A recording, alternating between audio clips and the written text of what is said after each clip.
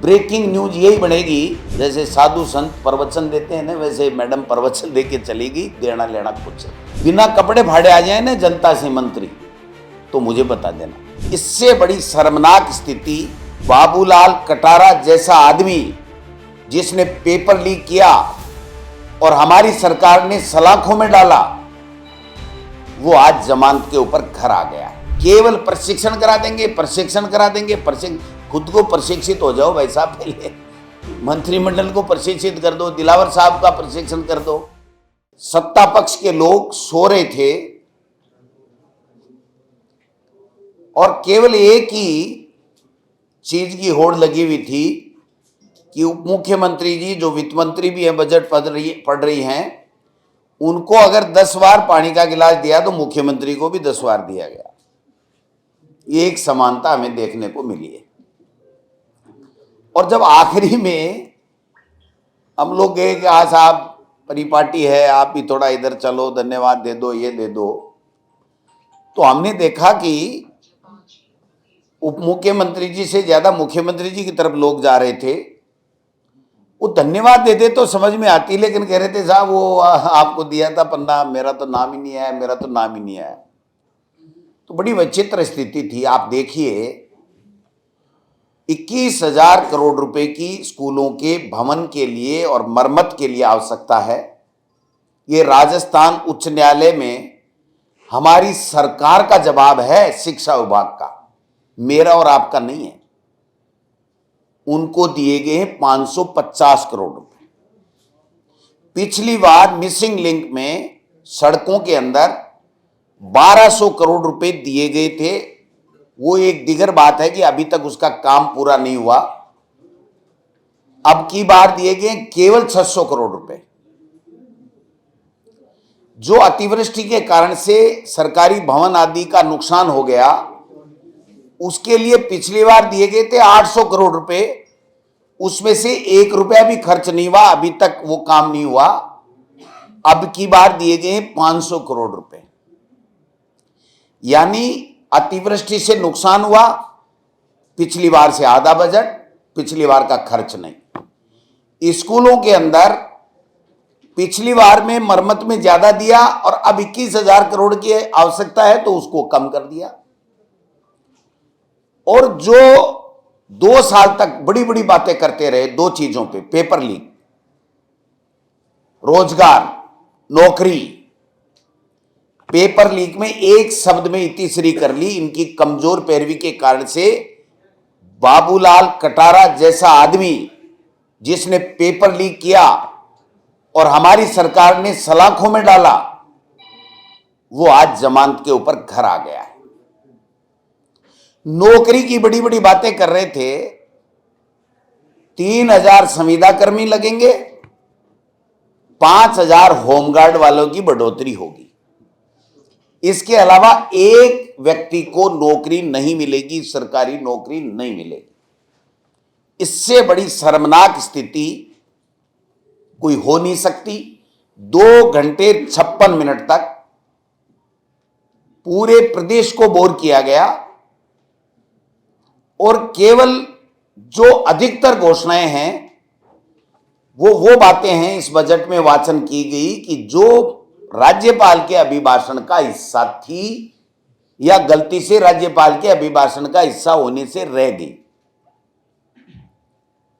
यमुना जल की बड़ी बड़ी बात कर रहे थे और एक लाइन लिखी है 32,000 करोड़ की योजना।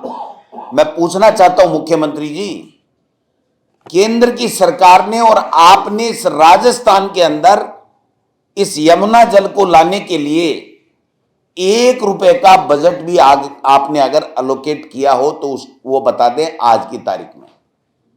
1 रुपए का बजट नहीं। और डीपीआर 24 फरवरी 2024 के अंदर यहां मुख्यमंत्री जी ने घोषणा की थी 4 महीने बनेगी। आज 2.25 साल से भी ज्यादा हो गए, डीपीआर भी नहीं बन पाई है। पैसे तो जब मिलेंगे ना, जब डीपीआर आएगी, तकवीना बनेगा, पता लगेगा कितना पैसा लगेगा, कहां कहां क्या क्या बनाना है। अभी तो हरियाणा 2400 क्यूसेक पानी के लिए अपने स्टोरेज का निर्माण करेगा वो कितने सालों में पूरा होगा, उसके बाद में अगर 4 महीने के लिए और फ्लड से अगर कोई पानी आता है तो उसके लिए बात की जाएगी। आज की तारीख में 1 रुपया भी यमुना जल का नहीं। जल जीवन मिशन के खूब गीत गाए गए कि साहब कांग्रेस के समय तो भ्रष्टाचार हो गया, लेकिन अब हम ये कर देंगे। इनकी समयावधि पूरी हो गई, आज भी 1 रुपए की भी बात इन्होंने नहीं की है। जल जीवन मिशन में भी इनका कोई विजन इस बजट के द्वारा कोई बजट के साथ में नहीं आया है। ईआरसीपी के लिए बड़ी बड़ी बातें कर रहे थे, नाम चेंज किया, प्रधानमंत्री जी को बुलाया, कलशों में पानी का आदान प्रदान हुआ, राम जी के नाम से राम सेतु जल पता नहीं क्या क्या नाम रखा। 1 रुपए का यहां पर कोई वाचन, ईआरसीपी शब्द का नाम ही, राम जल सेतु का नाम ही नहीं लिया। शिक्षा के क्षेत्र में 1,55,000 पद रिक्त हैं, एक भर्ती की बात नहीं की। स्वास्थ्य के बारे में आरजीएचएस का भट्ठा बैठा दिया, गरीब को कोई इलाज नहीं मिल रहा है, उसके लिए कोई इंफ्रास्ट्रक्चर कैसे होगा, कैसे राइट टू हेल्थ जो कांग्रेस की सरकार लेकर के आई थी, आज तक उसके नियम भी नहीं बनाए। उसके लिए क्या इनका रोड मैप है और क्या बजट का आवंटन ये कर रहे हैं, इस दिशा में भी एक शब्द भी इन्होंने नहीं बोला।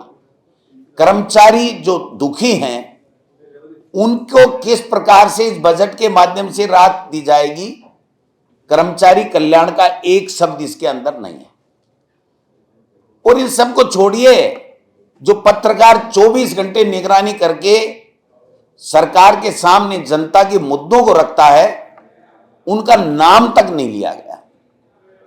देना तो बहुत दूर की बात है, कुछ दे तो सकते ही नहीं है, नाम तक नहीं लिया गया।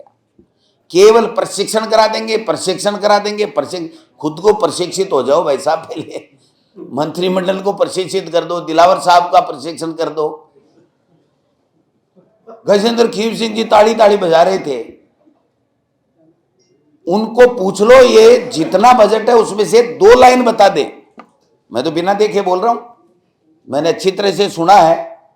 वो अलग बात है कि मैंने अपने आप को रोक के रखा, नींद नहीं लेनी है, नींद नहीं लेनी है।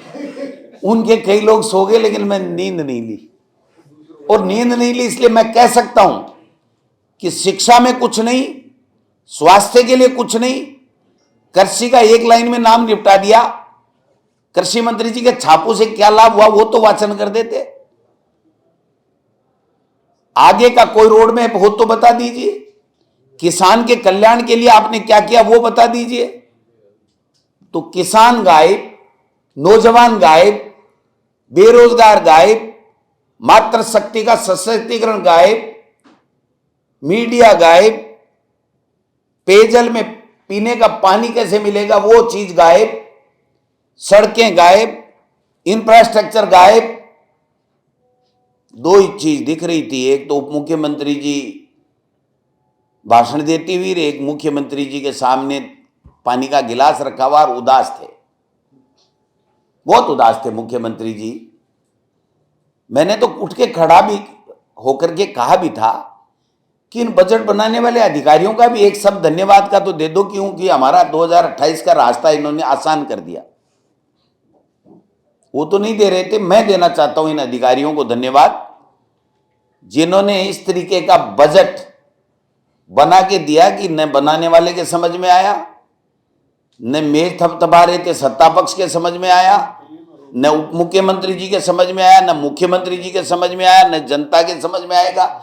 और मैं समझता हूं कि शायद, मुझे पूरा विश्वास है कि आपको भी समझ में नहीं आया होगा कि लिखें क्या, कल क्या न्यूज बनाए। आज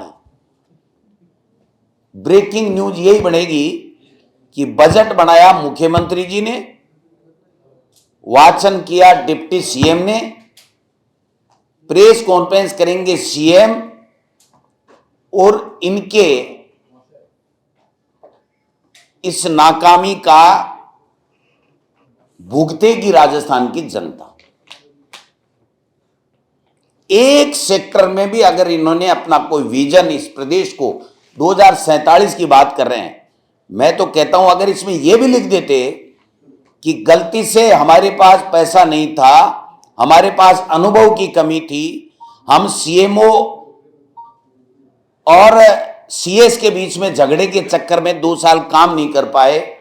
अब हम पिछले दोनों बजट में जो 70% से ज्यादा जो बजट घोषणाएं रहेगी उनको पूरा कर देंगे, तो ही हम तो उनको धन्यवाद दे देते कि चलो कम से कम देर आए दुरुस्त आए, अब तो कम से कम पिछले 2 साल की बजट घोषणाएं तो पूरी होंगी।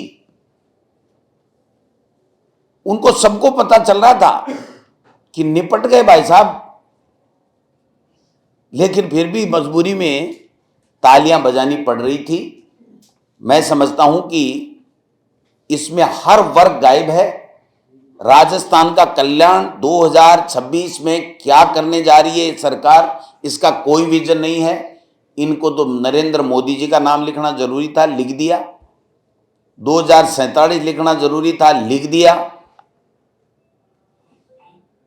इसके अलावा आप बता दीजिए, एक स्कूल खोला क्या, कोई घोषणा हुई? एक कॉलेज खोलने की घोषणा हुई? यूनिवर्सिटियां पूरी की पूरी खाली पड़ी हैं, उनमें नियुक्ति की कोई एक घोषणा हुई? कृषि वालों की घोषणा की है, मैं लिख के दे रहा हूं, इस 12 महीने में वो नियुक्तियां भी ये नहीं कर पाएंगे। न कोई रिसर्च का प्रावधान। केंद्र की सरकार इनकी होके भी राजस्थान के लोग आज त्राहिमाम कर रहे हैं। जन सुनवाई है नहीं, कह रहे हैं हम ऑनलाइन कर देंगे। पहले ही ऑनलाइन है, बीजेपी कार्यालय में तो वो पर्ची जाती है, टोकन जाता है कि अपना आदमी है, कार्यकर्ता है, पदाधिकारी है, मंडल अध्यक्ष है या ब्लॉक अध्यक्ष है, तब अंदर जाने दिया जाता है। बाकी तो कोई किसी का प्रवेश ही नहीं है। और मैंने तो वहां भी कहा था, मैं आज भी मीडिया के माध्यम से निवेदन करूंगा, मुख्यमंत्री जी इस बजट का प्रेस कॉन्फ्रेंस हर जिलों में 1-2 दिन में जरूर करवा दीजिए, जिससे जनता को समझ में आ जाए कि इस बजट में उनको क्या मिलने वाला है। बिना कपड़े फाड़े आ जाए ना जनता से मंत्री, तो मुझे बता देना। हालात ये है, आपसे भी रिक्वेस्ट करूंगा कि आप बता दीजिए कि मुख्यमंत्री जी आप बता दीजिए कि इसमें नया क्या दिया आपने, जो इस प्रदेश को डबल इंजन की सरकार और आप इतनी बड़ी बड़ी बातें कर रहे हो। 2 साल खराब कर दिया हमारे सीएमओ और सीएस के झगड़े में, 2 साल, और अब कर दिए इस बजट ने, तो 3 तो गए हमारे भाई साहब, आखिरी का 1 साल बचा है। बाकी तो 1 स्टेट 1 इलेक्शन, कहां गया वो 1 स्टेट 1 इलेक्शन का नाम ही नहीं लिया। अब राष्ट्र की बात करने लग गए। इनके बस में ही नहीं है कोई चीज। न ये चुनाव ठीक करा सकते, न समय पे करा सकते, न किसी का भला कर सकते, न इस राजस्थान का प्रदेश का विकास कर सकते। इससे बड़ा नीरस और राजस्थान को गर्त में डुबोने वाला बजट कोई हो नहीं सकता है। मैं समझता हूं कि शायद मुख्यमंत्री जी इसका रिप्लाई देंगे तो कुछ छोटी छोटी घोषणाएं जो फूलझड़ियां हैं होती है ना, बच्चे छोड़ते हैं, वो उन्होंने रख रखी होंगी, लेकिन फिर भी मेन बजट जो होता है वो ही इस राजस्थान का किसी भी प्रदेश के विकास का एक डॉक्यूमेंट होता है और उसी से बजट की प्राप्ति होती है। जो मंत्री अपने डिपार्टमेंट की डिमांड के ऊपर रिप्लाई नहीं देता है, वो भी देखता है छोटी छोटी बातें हैं, उसको रिप्लाई क्यों दें, वो बातें भी इस बजट में वाचन की गई। जैसे साधु संत प्रवचन देते हैं ना, वैसे मैडम प्रवचन देके चली गई, देना लेना कुछ नहीं।